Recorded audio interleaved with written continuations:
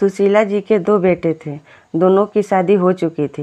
दोनों बेटों के शादी के बाद सुशीला जी का एक ही काम रह गया था, ये देखते रहना कि दोनों बहुओं में झगड़ा ना हो। एक दिन सुशीला जी की बहन उनसे मिलने आई। सुशीला, तू तो बहुत खुशकिस्मत है।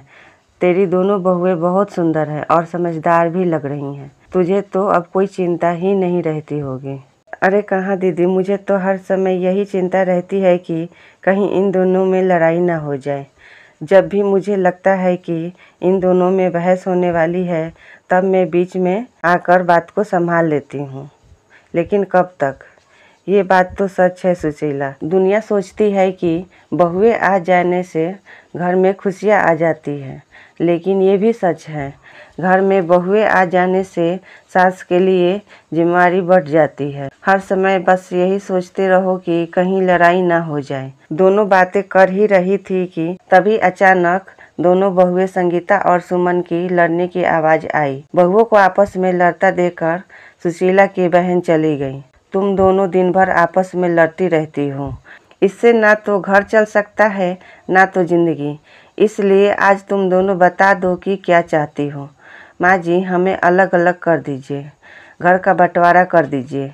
मैंने अपने बेटों को बहुत प्यार से पाला है, इसलिए मैं नहीं चाहती कि तुम लोगों की वजह से मेरा घर टूट जाए। तुम दोनों को अलग अलग तो मैं कर भी दूँ, लेकिन मेरा क्या? मुझे कौन रखेगा अपने पास? सुशीला की ये बातें सुनकर दोनों बहुएं चुप हो गईं।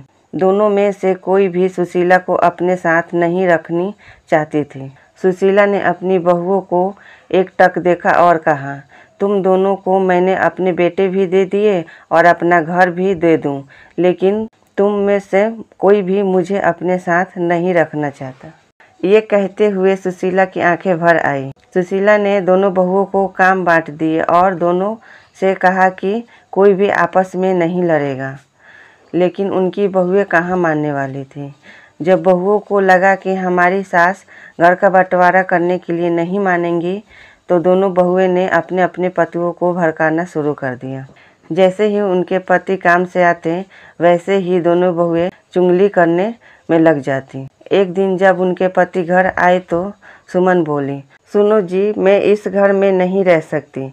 मैं सारा दिन घर का काम करती हूँ और फिर भी आपकी माँ और आपकी भाभी की ताना सुनती हूँ।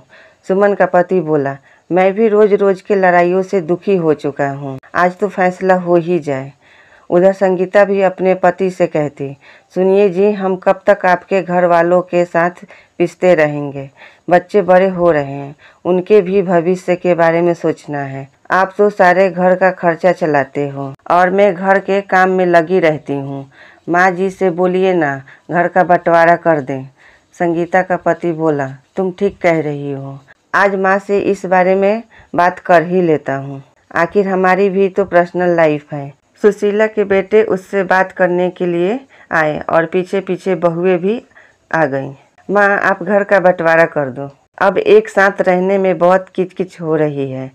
दूसरे बेटे ने भी कहा, हाँ माँ, हमें अलग अलग कर दो। सुशीला जी ने कहा, तुम्हारी पत्नियां घर का बंटवारा करने के लिए मुझे नहीं मना पाई तो तुम्हें ही भड़का दिया, और तुम दोनों अपने पत्नियों को समझाने के बजाय मुझसे बंटवारा करने के लिए बोल रहे हो।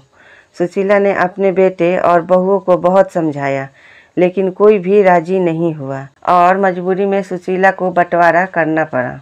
सुशीला जी ने कहा, अब तुम सब आराम से रह सकते हो, अपने अपने परिवार के साथ खुश रहो, लेकिन मेरा परिवार तो तुम सब हो। तुम्हें अलग अलग देख मुझे कितना दुख हो रहा है, कैसे बताऊं? तभी एक बेटे ने पूछा, माँ, आप कहाँ रहेंगे?